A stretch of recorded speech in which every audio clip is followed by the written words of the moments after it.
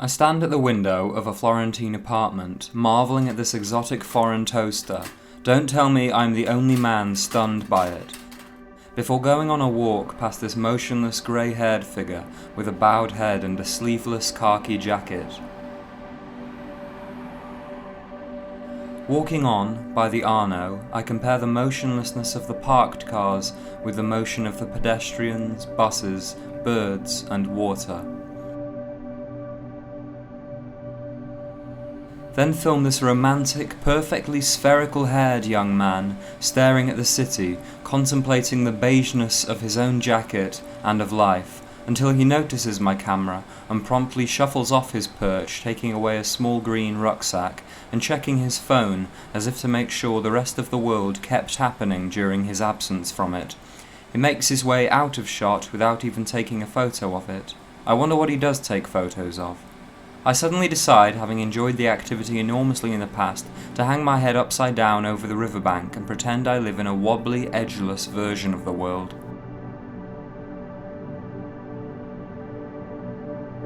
Two bridges down, at Ponte Santa Trinita, I meet up with October, who strums her fingers over its stones to feel the excessive smoothness of their surfaces, ironed away by 5 centuries. We walk on to Ponte Vecchio, where October stops to make a sketch of it from this angle. Then leave the river and watch bored restaurateurs pining for thin slivers of winter clientele, before staring down alleyways where, if you wait long enough, you might see someone walk by, filling the vacant cranny beautifully.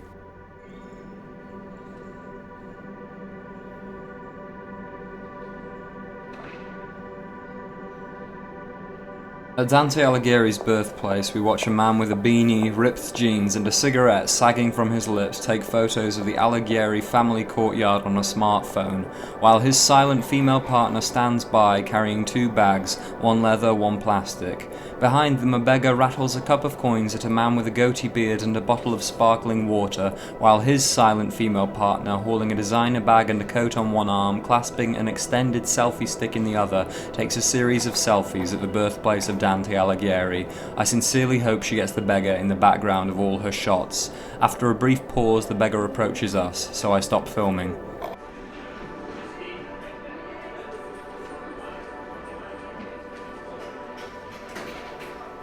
Filming other people is like filming yourself playing them.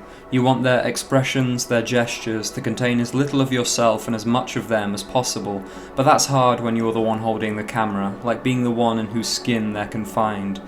We walk up this fire escape before this friendly-looking man into the cloisters of an old monastery, now the Oblate Library, where we watch a man put on a coat, right arm first then left, as the rain starts to fall in earnest. I drink peppermint tea and stare at the dome, while October makes sketches of wet green leaves and wet coral terracotta. We sit in the library cafe until dusk, then walk out into the bluish drizzle. I stop here to grab a shot of these 3 black umbrellas positioned so harmoniously over the heads of these 3 tourists, but become distracted by the man with the beanie in the bottom right of the frame, trying to take pictures of the cathedral and of himself in front of the cathedral, then by this lovely succession of bike, bright blue umbrella, bright red umbrella.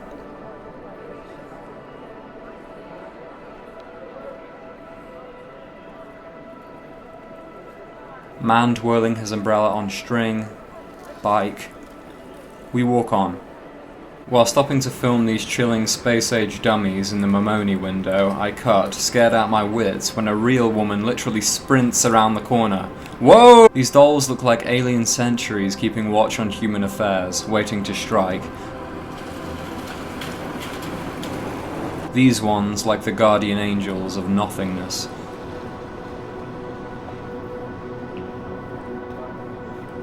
The rain-swept streets are so pretty in the artificial light, we don't even really resent the early onset of winter darkness, at least not half so much as we did in the countryside. The neon signs shine with doubled radiance in the rain and transform this ordinary pharmacy symbol into the emblem of a space-age Orthodox church. Between its Grecian cross and the woman in the parka removing her phone, take a look at the street sign pointing diagonally upward and to the right.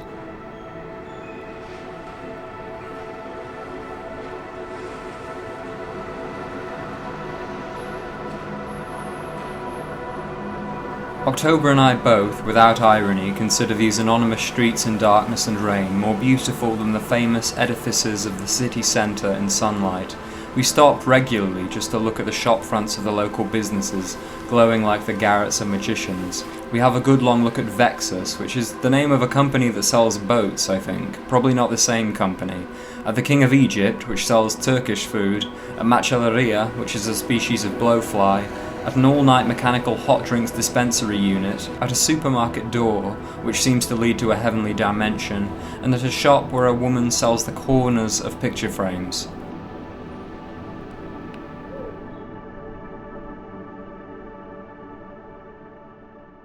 Well, Wikipedia has loads of bias. The following day, after debating the impartiality of Wikipedia, we look down this green shuttered street and watch a woman in a purple coat try to keep up her video chat while removing some stubborn item from a brown bag. The man in this white van has a face which strikes me as curiously English and October as curiously German, in spite of his Italian hand wafting belligerence toward the incompetent motorcyclist now making havoc on the left of your screen. Each person who approaches this crossing seems to do so without knowing which way they intend to cross it.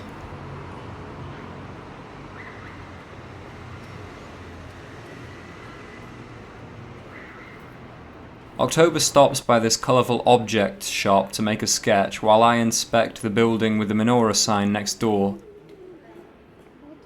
Then have a good long stare at these faceless, motionless emissaries of the void and their target market passing behind them, with faces and with motion. Then at the lines above the Gucci store which mess with my camera, and the blue trolley which this blue-jacketed boy rolls along. We go on and sit opposite this bicycle, tied with a gold chain to a bollard, which is attached by a grey chain to another bollard, and, from the grey chain, notice a 1/4 metre hanging tatter of red and white tape. Going on a little further, we find a place to sit in Piazza del Popolo, where October makes some sketches, and I watch the carousel going around, and the man on the left smoking a cigar, and the cherry picker behind the pillar on the right, doing something, no doubt, and the people underneath it, taking photos of themselves with the carousel in the background. These people consist of 3 women with hats, 1 woman without a hat, and a man with bleach blonde hair and sunglasses. It is a cloudy day. This couple are deeply in love and photographing themselves to silence all those who may be tempted to cast aspersions on their flawless relationship, while a solitary figure in all black looms like Hamlet on the balcony above the Unipol sign behind them. They seem to be struggling with the angle, what with 2 faces, a bouquet and a carousel to be squeezed into one shot, but wait. I film them protecting their love from all slander and dissent, before someone with a bright turquoise ring bumbles in to obstruct my view. As karmic reparation for losing an emotionally resonant shot, while I capture these people taking photographs of themselves, I accidentally capture the disillusionment and deep pathos of a UNICEF charity mugger. This couple, who I watched doing exactly this for about half an hour, are by far the most fascinating in the piazza, due to the sheer quantity of sweat and toil they put into each image of themselves. I don't think they're on a fashion shoot either. I think they're just normal people who have fallen specially victim to our collective condition of image-induced brain vegetation and madness, which demands of each of us to an extent the sort of comprehensive self-degradation you're seeing here, only disguises it under a veil of self-aggrandizement. As the parents behind the couple place their phones between themselves and their own children to capture yet more photographs of the young models, children whose entire lives are going to be spent drowning in an ocean of photographs of themselves, the couple go on trying to perfect their silent, motionless, ideal self-images, as they have been trying for the last 30 minutes. On top of everything, I find it fascinating that the woman wants to be seen holding a phone, as if it's a candid shot, but doesn't want to be seen wearing her glasses. Also that when she shoots him, he turns to the right, then to the left, then looks straight on like it's a police mugshot.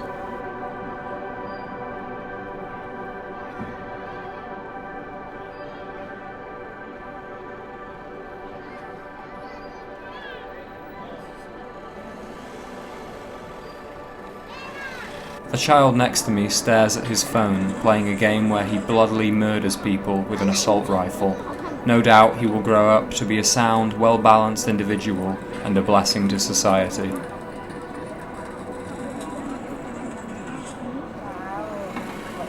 We move on past the street corner on a very acute angle. The Latin above the brown door translates as either "Who is like God" or "Who is God?" Past the Comic Sans cardboard box entrance sign of Ristorante Fantasia, and what seems what with the dam and the nam like yet more Latin, but I think says hydraulic reheating conditioner in some strange engineering Italian, below clothes which look like sculpted marble. We then wait by this covered alleyway for a man to walk out of the green door. And looking back out into the street, realise the sun has emerged from the clouds, rendering the sunglasses man from before slightly less absurd. We lie on our backs and watch the bright sky hurry away on the wind, and the sun bid its last goodbye to the tops of the buildings before dusk.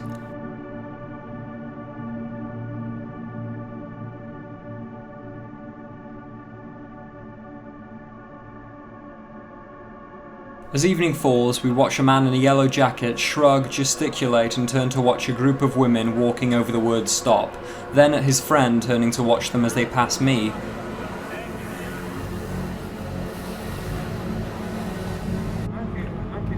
A man says the word anche 3 times over the phone, while behind him, between the buildings, pink patches begin to form on the clouds.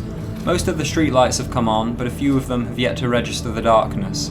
We stop and wait for this one to flare up, like two people waiting for a reverse sunrise.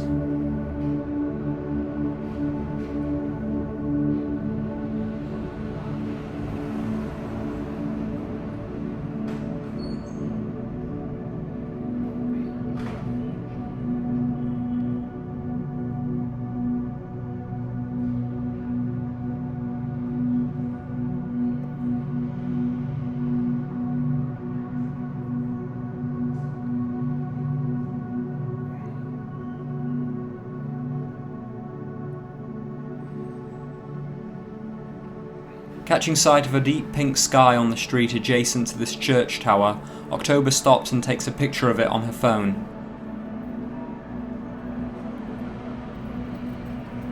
We walk towards the pinkness and come to Mercato di San Lorenzo, where a rainbow of junk waits deep into the night for customers or for landfill.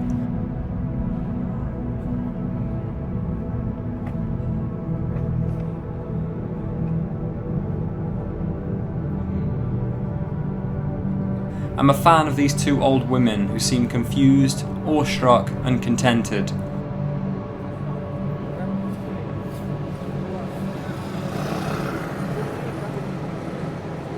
October and I walk the streets a little longer, then decide to catch a coach which takes us to Rome.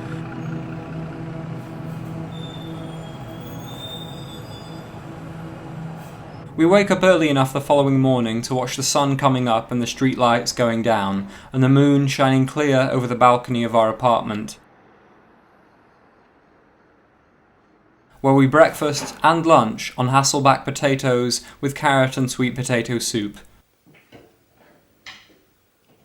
The first thing that strikes us in Rome is the trees, which aren't like the trees we get in our home countries, more like the paintings of trees our children do, or partially melted forks skewering afros. The shadows they throw on the ancient brick walls are delicious, more so to me than the ancient structures themselves. Though I'm obviously impressed by them, by these 2,000-year-old semicircles on their 2,000-year-old rectangles, I prefer the much younger, much messier shapes created by the branches of the trees. They're like typescript on the gates of heaven.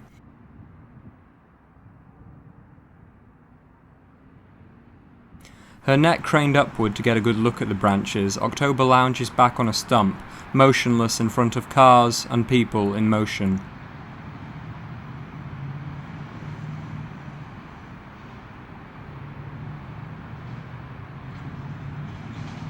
This is roughly what she sees.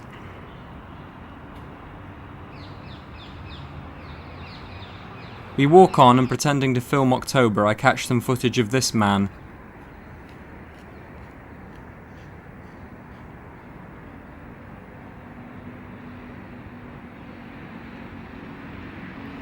The before passing down this tree-lined avenue and watching the shadows of the cars approach but never actually touch the bases of the tree stumps. Just before the Ark of Constantine, I stopped to film these people staring up at a bus sign, whereupon I accidentally captured this woman in the orange jacket, her hood string swinging back and forth like a pendulum, and this white-haired guy who looks like Peter Finch playing Lucius Malfoy in a Werner Herzog version of Harry Potter. Before going any nearer to it, we watched the silhouettes of people and trees in front of the big, famous cylinder, which I reluctantly admit is absolutely staggering. It's remarkable that a building photographed this excessively has anything left to offer a naked human eye when so many buildings left standing by history have subsequently been destroyed by photographs. As I watch this woman in a beret shoo away this other woman, who dares to point at stuff in the background of her staged photograph, as I watch her smile, posture and tilt her head, assume positions like ingredients on a weighing scale, as the man to her left takes off his hat for a photograph and the couple to her left, our right, review a number of photographs they've just taken of themselves, I contemplate the utter devastation the photograph has wreaked on the human soul.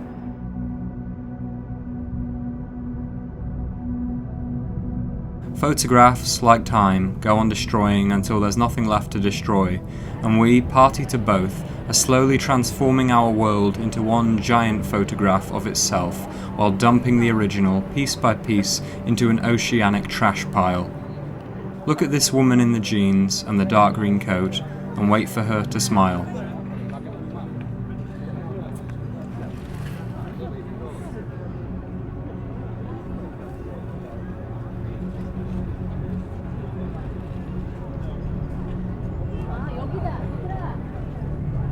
All of this is to say, the big famous cylinder is still spectacular, and I'd be a fool not to photograph it in the sunlight. Who knows, perhaps when we're all dust and this building's dust, and all remaining photographs of it, chemical and digital, come to dust, this footage will inexplicably survive and find its way to the eyes of an alien race in the distant future, making them gaze on the pile of dust which our world has inevitably become by then a little differently. If all archaeological evidence of Rome was wiped out during the Dark Ages, I wonder what fuzzy image of it we develop out of the dust beneath our feet. When I look at these barren remnants of civilized grandeur, standing motionless and inoperative, deteriorating and being looked at from one end of eternity to the other, I cannot understand how anyone who ever sees them ever again renews the impulse to lay one brick on top of another. Perhaps this is just the product of a pessimistic gut, but the most I feel I can do to preserve any speck or atom of our society disappearing at least as fast as Rome is not to build a palace or a stadium or a cathedral, it's to open my eyes and look at what's in front of my face very carefully.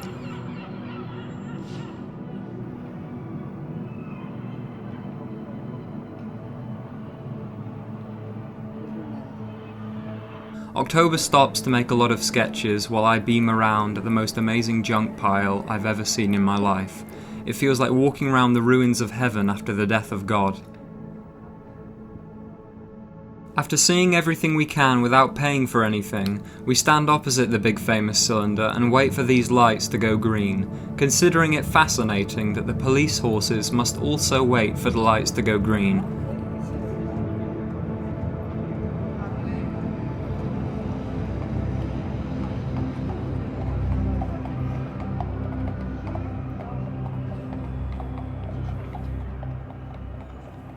On the Via dei Fori Imperiali, we pause to look at the fires of this restaurant, and the fairy lights, and the shadow of the tree on the battlemented tower in the top left, then wait for the waiter, in red on the bottom right, to turn around.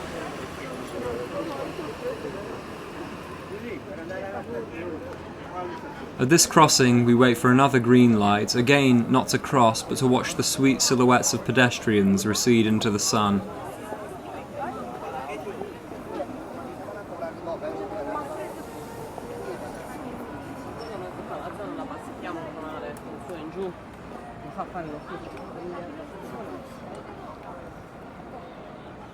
On the other side of the street, overlooking the Roman Forum, a guy in a hood spray paints Roman monuments onto plastic plates while blaring obnoxious music from a boombox, which I have muted in my ever-present fear of copyright lawyers. On the street side we just crossed from, Emperor Trajan's statue stands before the Trajan Forum, holding what looks like an enormous invisible dart in his right hand. When we reach the altar of the fatherland a little further up the street, it's so huge, so gross, so much like a monstrosity Mussolini or Hitler would have erected on winning the war, that I can only bring myself to film small sections of it at a time. The view's nice from the top, worth contemplating for human and gull alike, but I'm slowly coming to the opinion that this is true of all views of Rome, from all positions. I apologise to this woman for filming her face. October and I watch the wrong end of the sky as the sun sets on the other side of the garish white pillars behind us, then step down into the twilight and watch the traffic go by. We pop into a church then and stare at its painted ceiling through a mirror, placed in the nave for this very purpose, all to the glory of God we must assume, and pass from it to the Feltrinelli bookshop where people sit in dark grey chairs, waiting for an old, chubby, silver-haired man at the back to start speaking, before finally heading on to the Pantheon, outside of which a faulty streetlight periodically brightens a wall.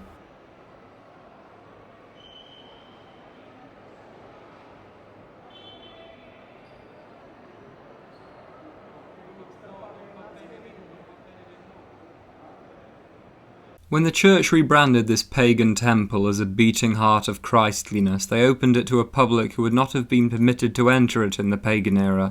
In this painting by Giovanni Panini, whose name in English would be John Sandwiches, we can see how said public used it as a space of occasional half-convincing prayer in the corners, but principally as an excuse to crane their necks upward and gape. Men, women, clergy, even those in the act of blessing themselves. Few are immune from this upcast transfixion. They are staring viewer not at God but at the ceiling, a great pinhole projector integrating the marketing campaign for the dead sun spirit into veneration of the Holy One. It's fascinating and quite moving to watch people entering this miraculous space today and craning their necks upward, just as they've been doing for centuries. Watching people's hands move in front of their upcast eyes to summon some quality of the roof into movement is beautiful, but they are the exception, as we see by this masked figure in the background. Not only do modern souls avoid prayer in this otherworldly basilica, we don't even stare in wonder at it. We do this.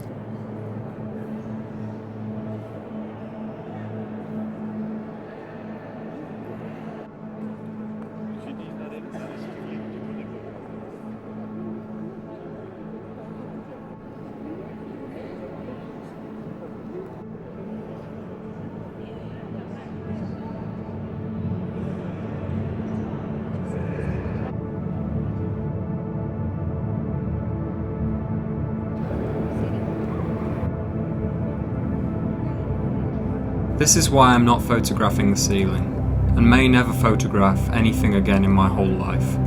All the loveliness of the visible world disintegrates under the violent battery of a million cameras rattling like rifles at the observable universe.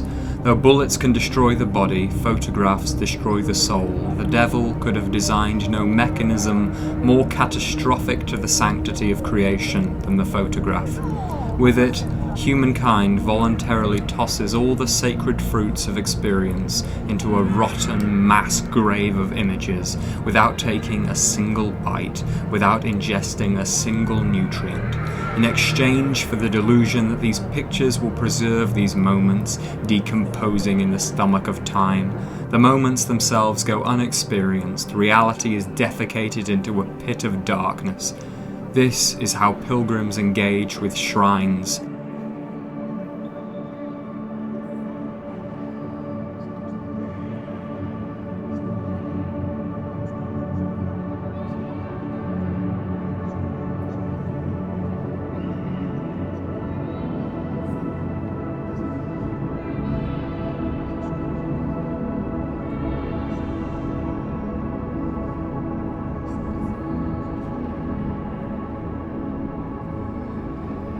I stand at the front and congratulate all the people who don't immediately take their phone out to replace the ceiling with a 3-inch screen's reproduction of it, then stare at this woman's smile, as you should, and the bald man in the background.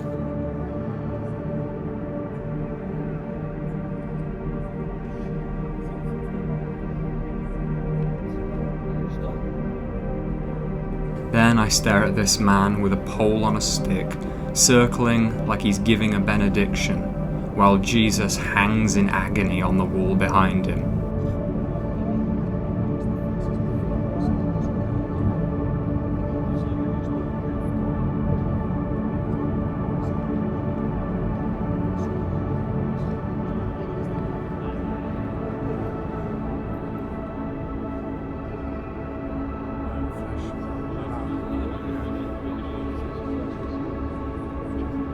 As we step out, the malfunctioning light, still flashing on the wall, seems like a camera, reprimanding our entire culture and civilization.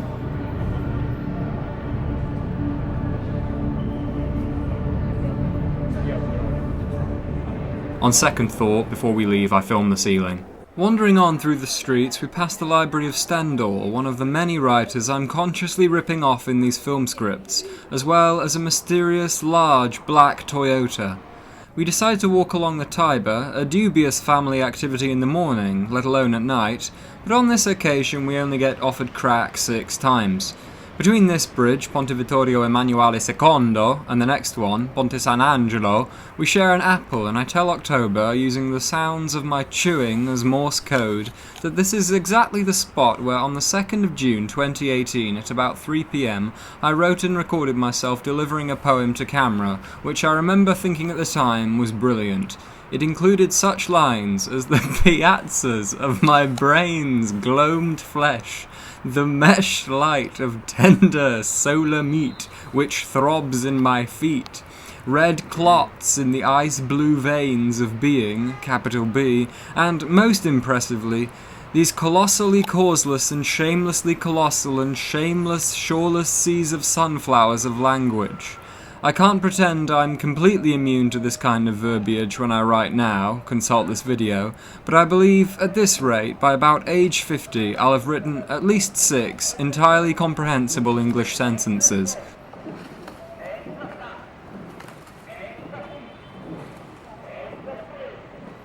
On the Bridge of Angels, my eye is immediately drawn to the man in the grey jumper stretching out his arms, and the 2 identically dressed women squatting beneath him in their grey cardigans and black strap-over-the-shoulder bags.